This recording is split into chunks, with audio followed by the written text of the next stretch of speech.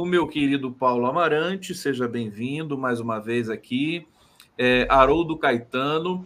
Olha, Amarante, eu vou passar para você apresentar, assim, com todas as honras, o Haroldo e o trabalho que ele tem feito é, em Goiânia, né? Com relação a esse movimento antimanicomial. Quer dizer, isso aqui já é por si só algo extraordinário, né? Programa de atenção integral ao louco infrator. Então, o Paulo Amarante explica um pouquinho isso para a gente, depois o Haroldo vai falar também. Vamos lá. Paulo Amarante. Isso. Muito obrigado, Conde, Haroldo, por ter vindo. É uma satisfação enorme. O Haroldo é uma personalidade não só de Goiás, né? Ele é uma personalidade nacional e internacional agora. Além desse trabalho do PAILE, que é vencedor do prêmio Inovare, né? Além desse livro, Loucos por Liberdade, que é um livro fantástico sobre essa história, esse aprofundamento dos princípios, das bases, das estratégias do PAILE, fundamentalmente nesse momento, né, que nós estamos comemorando 50 anos de psiquiatria democrática, que lançou o lema A Liberdade é Terapêutica, e 100 anos de Franco Basaglia. Essa experiência de Goiás, ela é pioneira, é um estado, o primeiro estado a não ter manicômio judiciário, uma das instituições mais violentas, terríveis que você pode imaginar, porque soma toda a estrutura penitenciária, que é terrível, que é violenta, com a estrutura manicomial. E é uma soma que não é só um somar cumulativo, ele entendendo? É uma potência aquilo de violências, e o livro é cheio de situações, experiências. Dois dos eixos mais violentos do país. Né? Mais violento, pessoas sem direitos, pessoas sem voz, sem visibilidade, né? Então, trancafiadas instituições, os loucos ditos em conflito com a lei, eles podem ficar anos sem julgamento, anos com crime banal, com delito banal, né? Então, isso, o Haroldo foi pioneiro, começou a questionar esse modelo, tanto da periculosidade pelo lado da psiquiatria quanto do direito, que não tem fundamento, começou a criar outros paradigmas, eu vou deixar ele falar, claro.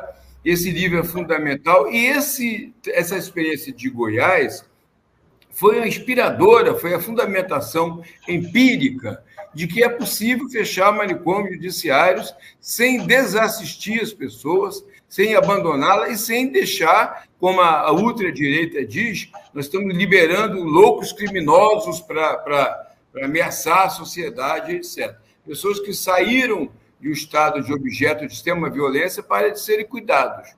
Então, o Conselho Nacional de Justiça, em fevereiro do ano passado, aprovou uma resolução em que, inspirada na Lei 10.216, considerava que os manicômios judiciários também devem ser objeto de deshospitalização e de transformação.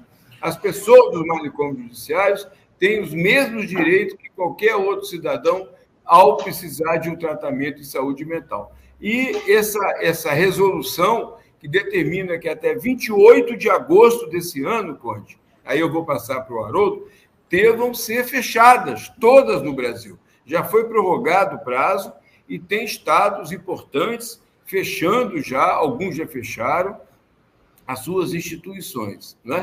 Então, isso foi um trabalho, a base empírica para a fundamentação, a tomada de decisão, olha, de um conselho, desculpe eu falar aqui lá do procurador, que não é um conselho progressista, toda a área, né, institucional do direito, em geral, conservador, aprovou essa resolução, ficou pé, né? Na época, a ministra Rosa Weber ficou pé nisso, teve várias oposições da Associação Brasileira de Psiquiatria, de associações e outras aí, principalmente médicas, impressionantemente como defende a cloroquina e são contra a liberdade, e e o Conselho Nacional de Justiça prorrogou o prazo, mas mantendo a meta. Temos que fechar os manicômios judiciários. E o modelo, assim, digamos, a referência é o trabalho que o Haroldo fez, que eu falei que está sendo traduzido agora em espanhol, e por isso que eu falei que está sendo reconhecido internacionalmente também.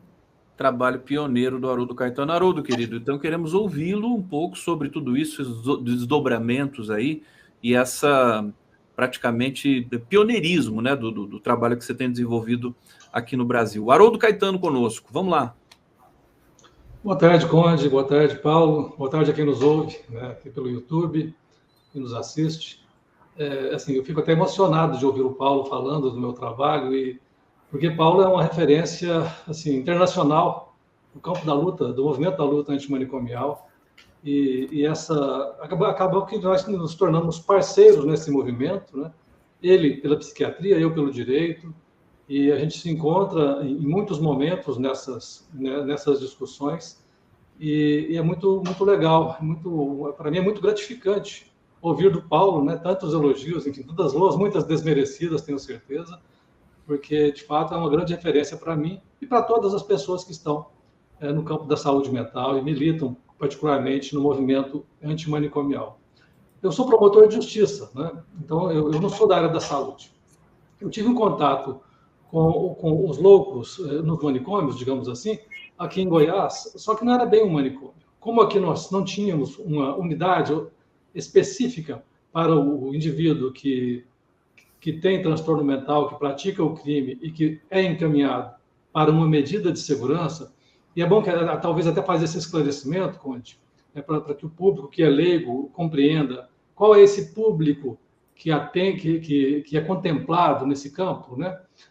O indivíduo, quando ele é louco, ele é absolvido no processo penal. Ele responde a um processo penal, ele praticou um crime, né? Ele responde a um processo penal e nesse processo, lá na frente, em função da loucura, ele é absolvido no processo.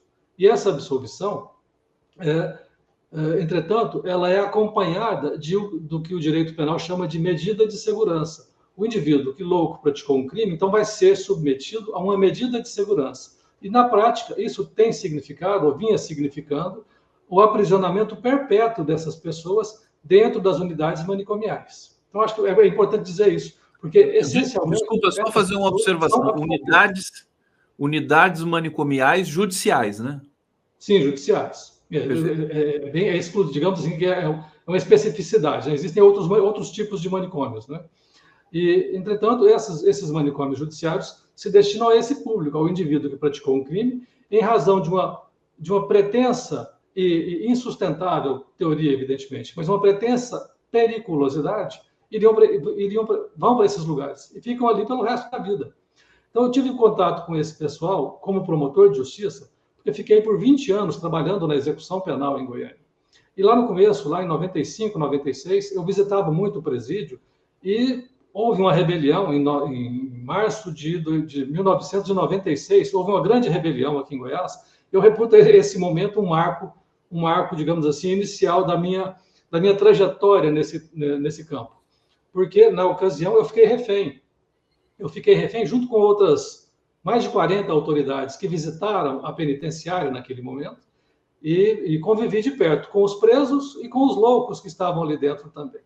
E nessa rebelião, evidentemente que eu me deparei com toda essa realidade brutal do cárcere e, como disse Paulo, né, aquilo que há de pior em matéria do aparato repressivo do Estado, que é o manicômio. Então, o indivíduo que estava inocentado pela justiça também estava ali, aprisionado, e no caso dele, para sempre. E é curioso que, no caso do louco, não importa muito o tipo penal, o crime praticado. Se ele é classificado como louco e é absolvido pela justiça, normalmente ele vai permanecer pelo resto da vida aprisionado. E não tem fim da pena. Não tem fim, por prazo indeterminado. Pessoas foram encontradas em manicômios pelo Brasil que estavam lá há mais de 50 anos. Nossa. E muitas, evidentemente, tantas outras morreram nesses lugares, porque o aprisionamento é perpétuo naquele lugar. Porque, pelo direito penal, essas pessoas só poderiam sair quando cessada a periculosidade. Só que essa ideia de periculosidade não se sustenta cientificamente. Ela se vincula à própria doença. Digamos que o indivíduo tem esquizofrenia. Provavelmente ele vai ter essa condição pelo resto da vida. Então, se essa condição não muda, ele vai ficando preso. Mesmo que o crime que ele tenha praticado lá atrás tenha sido um furto, ou mesmo que tenha sido um crime mais grave, um homicídio, mas ele vai ficar preso eternamente. Então, essa condição é uma condição que mostra, logo no primeiro momento, a incompatibilidade desses conceitos da medida de segurança, do próprio funcionamento do manicômio judiciário. Há uma incompatibilidade aí com a democracia, com os direitos constitucionais, e de fato, não é?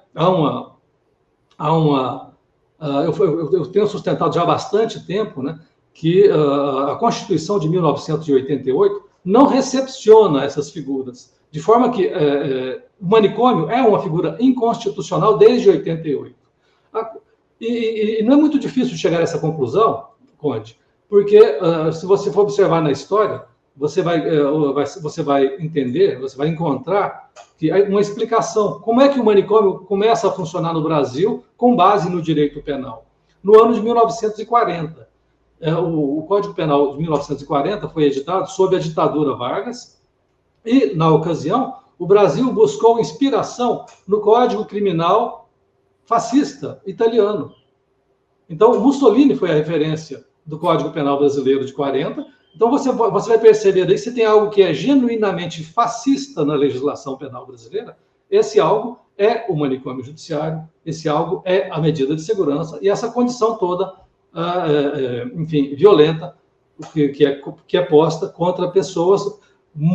E é importante que se diga também, há um recorte importante, porque são pessoas miseráveis, e na grande maioria, ou em grande parte, pessoas negras, porque há um fundamento racista na teoria da periculosidade, que vem lá do século XIX, do psiquiatra Lombroso, na Itália, e esse embasamento racista você vai observar quando você visita os manicômios. Eu encaminhei para você algumas fotografias, se você quiser verdade, colocar... Não sei se tem jeito. Deixa eu até colocar na tela aqui que você... Para que as pessoas compreendam. Eu visitei manicômios no Brasil inteiro. Bom, eu sou de um estado que a gente conseguiu fechar o manicômio judiciário em 2006. Né? Isso. Você pode ir passando rapidamente, são umas 30 fotos, 40 fotos, Gustavo.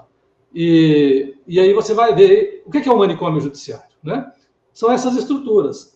No direito penal, lá no Código Penal e na Lei de Execução Penal, está escrito que isso aí é um hospital. Hospital de custódia e tratamento psiquiátrico.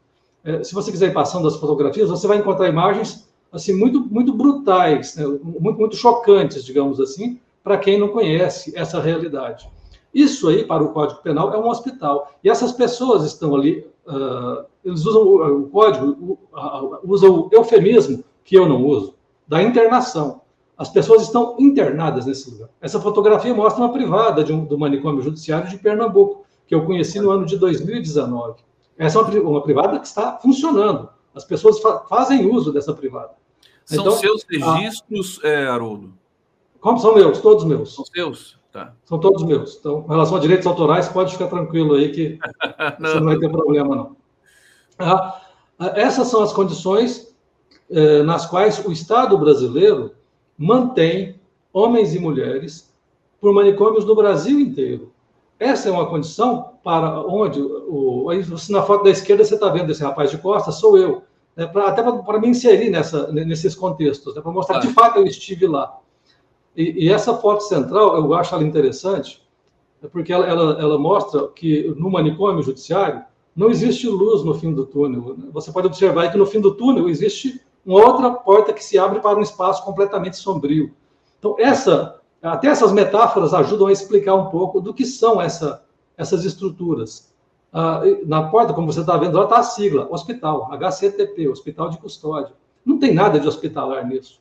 Na grande maioria, ou se não em todos os lugares que visitei, não vi um profissional de saúde atuando. O que vi foram essas estruturas, que são estruturas meramente carcerárias, onde as pessoas estão depositadas para morrer, porque elas não vão sair dali jamais, a não ser agora, evidentemente, por conta dessa mudança radical que nós tivemos no posicionamento do Poder Judiciário. Mas essas são as condições nas quais funciona o manicômio. Aqui nessa foto, Gustavo, eu gosto de chamar a atenção para essa foto, porque esse rapaz é o Luciano. Eu conheci o Luciano, eu acho que talvez eu seja o único que eu esteja identificando nas fotografias. Porque eu trago o Luciano sempre para a gente conversar com ele nesses eventos. É o indivíduo que é um rapaz que estava no manicômio de Recife, na ocasião em que estive lá, nessas condições. E ele representa, talvez, exatamente aquele indivíduo do qual as pessoas têm medo, né? O louco perigoso, o louco criminoso. Acontece que essa expressão dele de medo é uma expressão que diz muito mais de quem está do lado de fora. Na verdade, ele está assustado com quem está do lado de fora. Uhum. Ele está vendo monstros do lado de fora. Porque só monstros seriam capazes de fazer com ele o que nós fazemos com ele. E o que nós fizemos com ele. Contudo, Luciano estava dentro do manicômio judiciário, não era por nenhum crime grave, algum homicídio, alguma situação de violência extrema. Não. Ele estava ali porque ele incomodava os turistas na praia de Boa Viagem, em Recife. Então, ele vai se envolvendo em pequenos delitos, em algumas confusões, e acabou parando em medidas de segurança no manicômio judiciário de Pernambuco. Nós vamos voltar a uma outra foto dele. Deixa eu só te perguntar uma coisa rápida. No meio dessa sua resenha, querido Haroldo, quer dizer, tantas coisas que são suscitadas aqui, o público também está bastante impressionado, e eu também. Primeiro que dá uma impressão de que eles são inofensivos, né? Parece que eu queria que você pudesse falar sobre isso também, que eles não são perigosos. Claro, claro. E uma outra coisa, assim, todos eles nesse hospital, esse hospital não existe mais. Esse Como? Que você mostrou.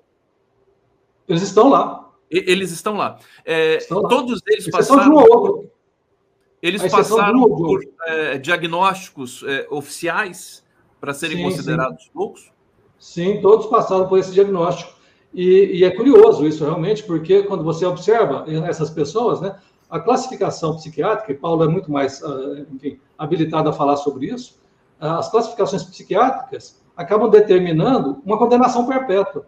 Né? Esse rapaz é um rapaz que, caso estivesse aqui no estado de Goiás, jamais teria passado por essa experiência manicomial. Né? E aqui em Goiás, nós já tivemos mais de 1.000 pessoas, desde o começo da política que nós começamos a fazer funcionar aqui em 2006, mais de 1.000 pessoas já passaram por aqui. E são essas pessoas aí, né? Porque o Brasil, digamos assim, tem as suas especificidades regionais, mas é um país só, são populações que se parecem muito. Então, são pessoas comuns, são pessoas que deveriam estar em liberdade, não é? Eu não uso nem a expressão pessoas normais, que o Paulo vai me bater se eu falar isso aqui. Porque, de fato, são pessoas comuns, como quaisquer de nós, que têm limitações ou não, eventualmente, mas que passam, a partir de um diagnóstico psiquiátrico, a ter um tratamento punitivo assustador, medonho, que é o que nós vimos aí. E se você ver mais algumas fotos à frente, Gustavo, você vai observar as mulheres, a condição em que as mulheres são também mantidas nessas unidades. É um negócio assim, aqui em Sergipe, eu não tenho fotos de dentro do manicômio de Sergipe. Estive lá, mas não pude fotografar. Aí no Paraná, você pode passar um pouco mais rápido. Desculpa eu não ter selecionado antes as fotos. Não, está perfeito, a quantidade, tudo aqui perfeito. Porque aí tem imagens do Brasil inteiro, né? de todas as regiões do Brasil. O manicômio é isso em qualquer lugar. Né? Eu visitei manicômios, assim, é muito curioso isso, é paradoxal até, né? A partir de uma experiência antimanicomial em Goiás, a gente passou a conhecer o que há de pior nessas estruturas do Brasil. Mas você vai chegar aí na frente, lá em Belém do Pará. Pode passar um pouco mais, você vai chegar em Belém. Você chegou em Belém do Pará. Aí por fora, essa fachada bonitinha do Hospital de Custódia. E você vai entrar no hospital agora. É isso aí. Essas são as condições das pessoas. Gente, parece até um plano de saúde privado.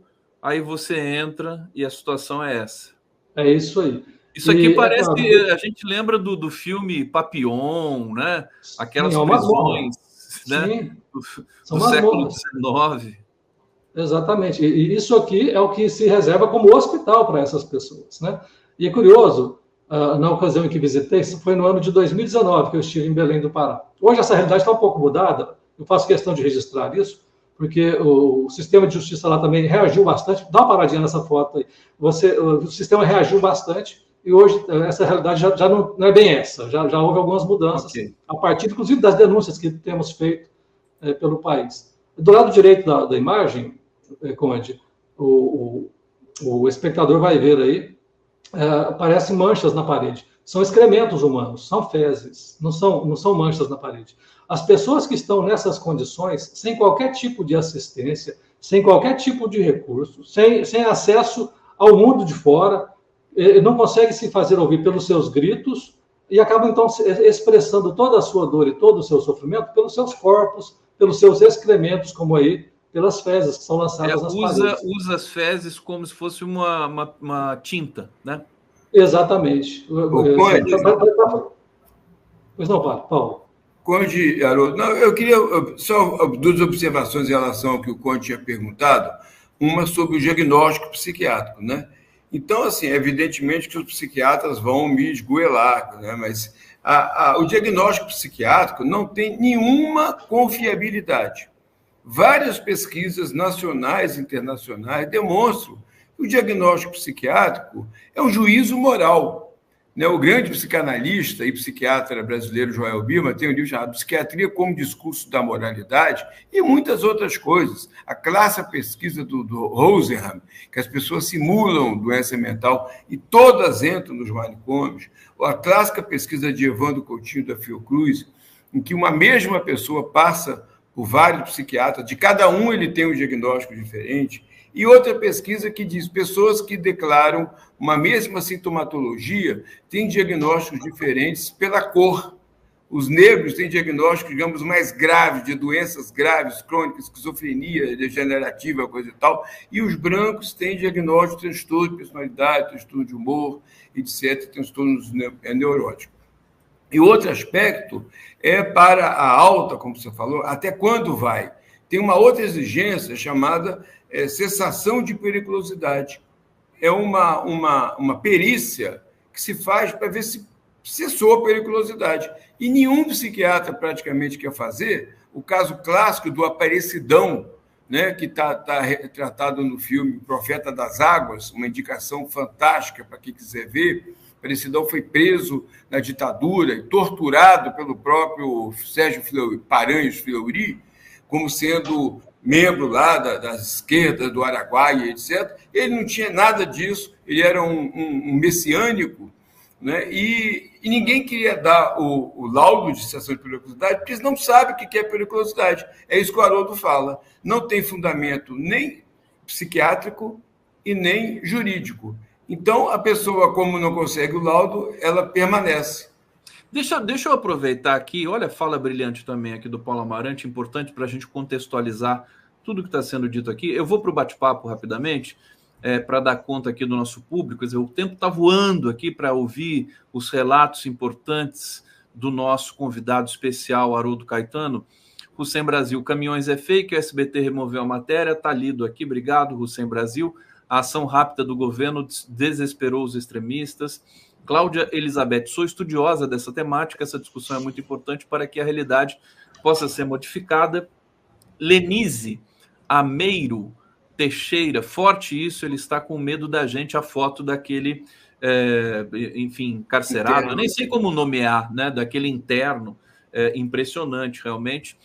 Maria do Carmo Godinho Lopes, parabéns à entrevista, o promotor Haroldo Caetano, emocionante, que Deus proteja. Nos dá esperança da raça humana, obrigado, num momento tão difícil, né? Simone Justus, parabéns, Conde, por trazer esses temas. Maria Teles, Arthur Bispo do Rosário, o grande artista sergipano, viveu e morreu no manicômio Moreira Franco. Aqui lembrando do Arthur Juliano Bispo. Juliano Moreira, né? Juliano Moreira. Que é um dos maiores artistas do mundo. O Arthur Bispo do Rosário é um 100 melhores artistas plásticos do século.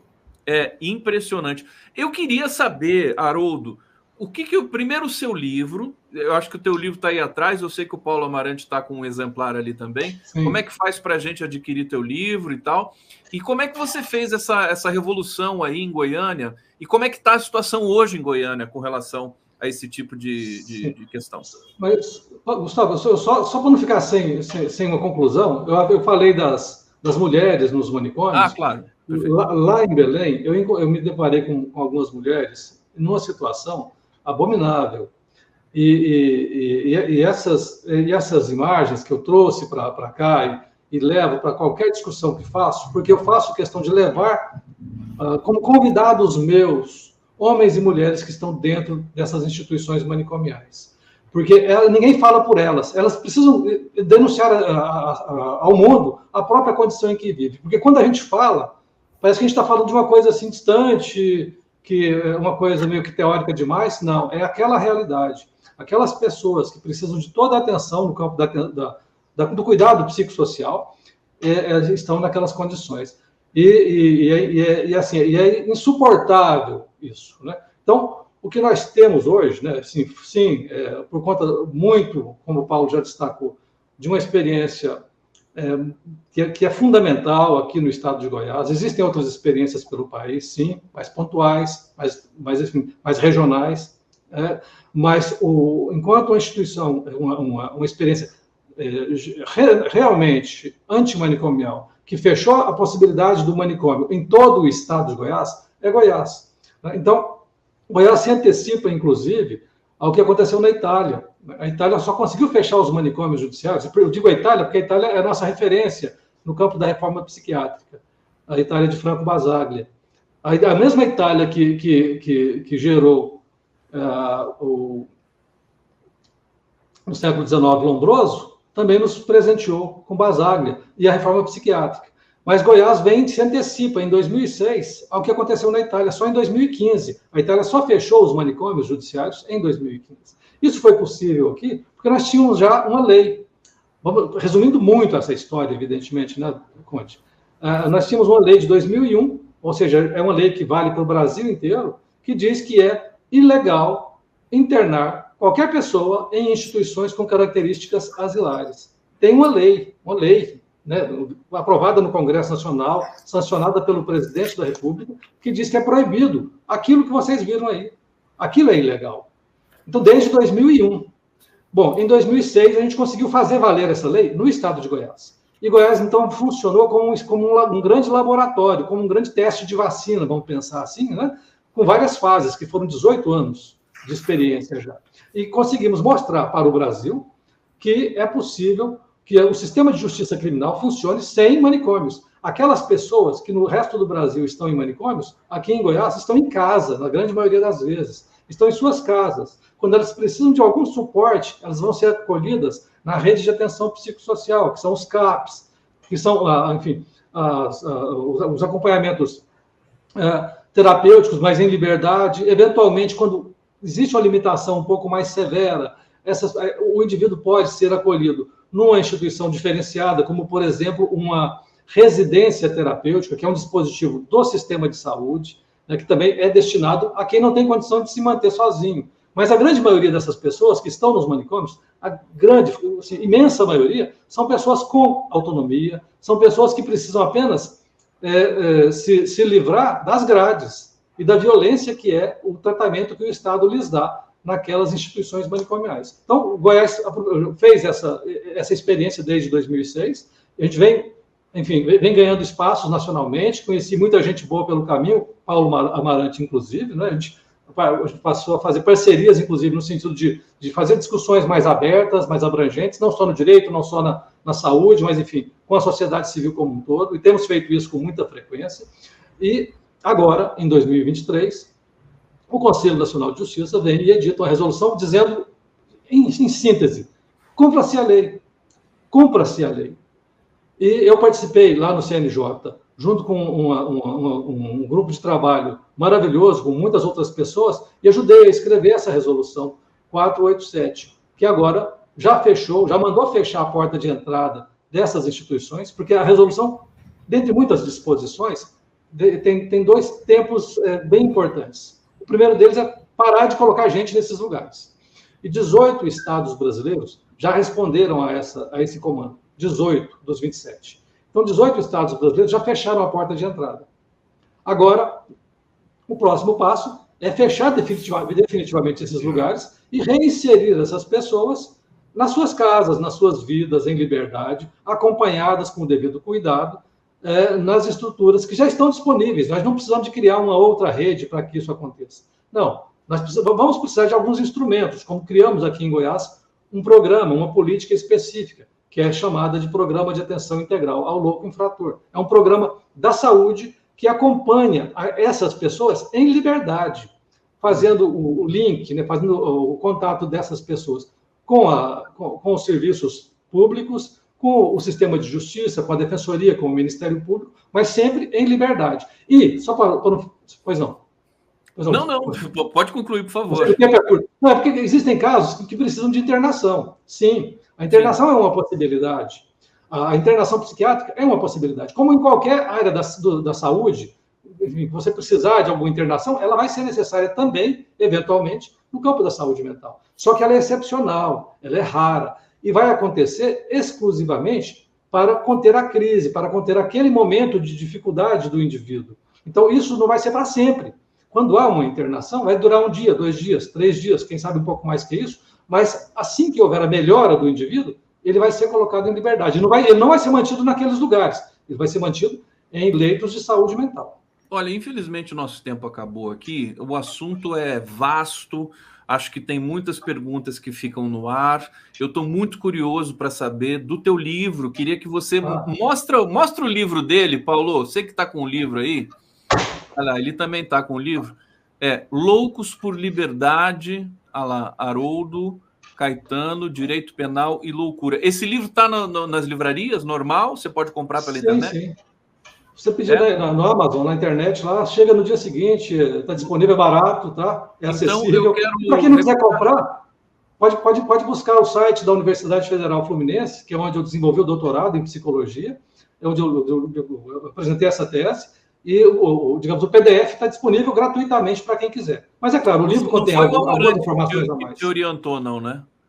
Como? Não foi o Amarante que te orientou. Não foi, não. Ele é inocente nesse caso. Eu desoriento.